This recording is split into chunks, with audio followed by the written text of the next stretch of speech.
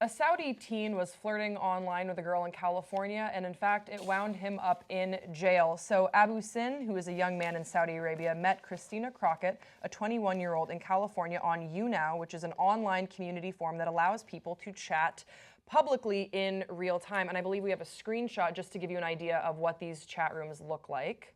In conservative Sunni Muslim kingdom, there are strict rules separating the genders. Virtually all public spaces are segregated, and most women wear head-to-toe black abayas as well as veils covering their face and hair. Unmarried men and women who mingle romantically often face harassment, heavy fines, even arrest at the hands of the religious police. And this guy was flirting with this woman in this chat room on YouNow. It was very public. At one point in time, he even proposed to her. She said yes. It was definitely sort of a light, fluffy courtship, but there was genuine feeling there. So nevertheless, the Saudi authorities arrested him late last month for unethical behavior because of the chats, and this is according to Saudi media outlets. They say, quote, Abu Sin was jailed for violating decency and religious values.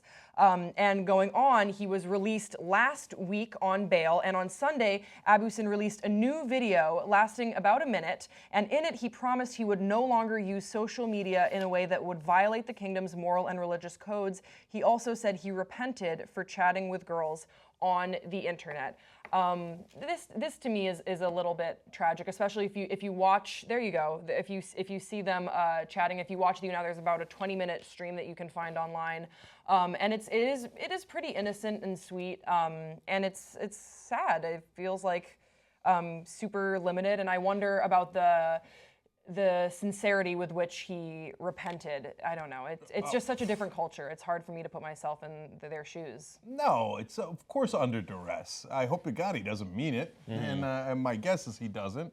So, look, man, he's rocking those glasses and the headdress, and he's still, talking to cute girls on the internet. Bless his heart. He should have been a national hero in Saudi Arabia. Yeah. And instead they do this to him. And look, this is why religious fundamentalism is gross. It's terrible.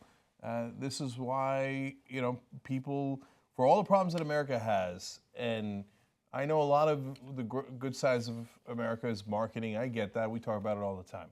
But there is something real here. We do have freedom. We're allowed to flirt with each other online. And that's worth everything in the world. So I feel sick for the people of Saudi Arabia who have to live under this oppressive government with this fundamentalist interpretation of this religion. And what are you going to do? You're going to stop young people from flirting. Yeah, that's likely to work. Yeah. You're going to get young boys, teenager boys, to not be interested in cute girls. Yeah, that's likely to work. Yeah, take that out with Allah. See how that turns out. If he didn't want us to be attracted to women when we're not married to them, why did he create us this way? I mean, so if you got a beef, it's with the big guy upstairs. It's not with this kid. Yeah, and watching those videos, there is just this unbridled happiness. If you see his eyes, they light up. He's like, I love you. And she's like, I love you too. And they're just this amazing, like, metaphorically dancing through the meadow.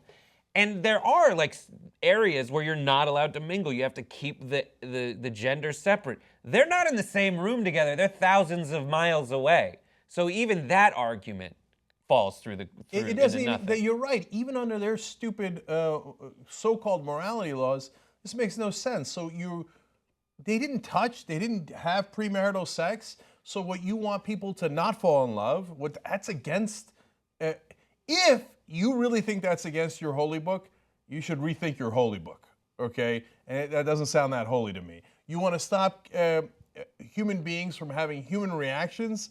If you think that's your holy book, you should rethink that holy book. Look, I know, I lived it.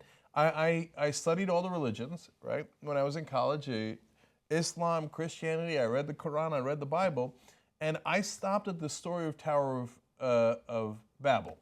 And so there was a lot of questionable stories in all the books, the Quran, the Bible, the Old Testament, I mean, littered with violence, hypocrisy, lie upon lie. None of it is true. That's what you should really look into. But in the story of the Tower of Babel, human beings work together. We build something really nice. We build a nice tower and we're all happy. And God looks down and he gets jealous. And he goes, how dare you work together? Okay, I'm jealous of you. Really? That's your petty God? And he knocks down the tower and then he makes us all speak different languages and spreads us throughout the world so we can't work together anymore. And I thought, if that's true, and believe me, it's not anywhere near true. It's not within a universe of being true. But if that's true, then I'm against that guy. That guy's not a good guy. If you take love that you see in this video and you think, I crush it, yeah, my God is against that love, he's not a good guy. So the mythology that they have taught you is barbaric. It's barbaric in Islam, it's barbaric in Christianity, and if you think Islam is so much better than Christianity or Christianity is so much better than Islam, you haven't read any of the books. Go read them. They are full of terror and horror. I'll just wait till Mark Burnett makes a version of it I can watch.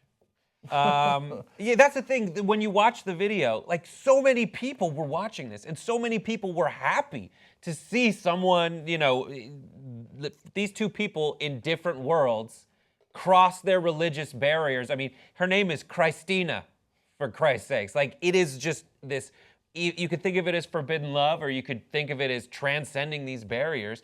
And putting out, I mean, the reaction, according to this report, is that the Saudi Arabian government didn't like the negative image that these video chats created.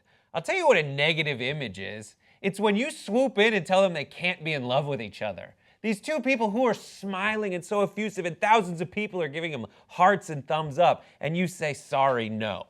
That's the negative image, and that's what you don't see. And by the way, one last fun fact for the repressive Saudi regime is they don't allow men and women before they're married to commingle. So studies and polls have shown that there is a higher rate of homosexuality in Saudi Arabia than in other countries. Because they say you cannot hang out with the girls. You guys must hang out with each other when you're super horny and teenagers. And it's like prison. And it turns out that they wind up having gay sex, which then the Saudis are even more mad about.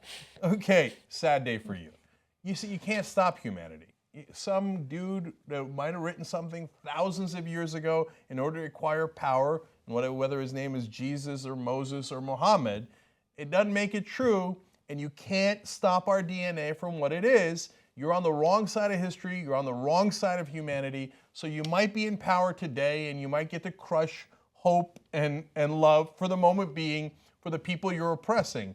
But at the end of the day, you are going to lose because you don't have humanity on your side. You're against us, and you're never, ever going to stop our normal human instincts. And yes, people will love each other. Sad day for you. Love wins, love wins, love wins. I was waiting for that. I was waiting after that. It's like, yeah, love wins, Jake. Yeah, that's the story. And I'd like to end on, we're against the Saudis, you dumbass. Together we can change the media, make it more representative of you and not the powerful. Come join us, make a difference. tytnetwork.com/join.